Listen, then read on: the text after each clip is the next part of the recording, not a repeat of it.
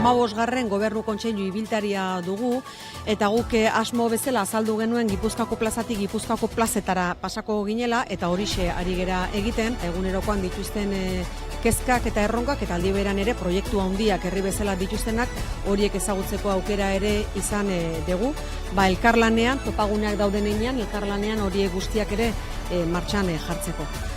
Elkar ezagutzeak asko errazten du elkarren arteko lana, eta guk sinisten dugu lankidetzan, eta lankidetza on bat egiteko ezinbestekoa da elkar ezagutzea, eta horrek gauzak asko errazten ditu heinean, Gipuzkoako Foru Aldundiak ere bide horretatik jarraituko du.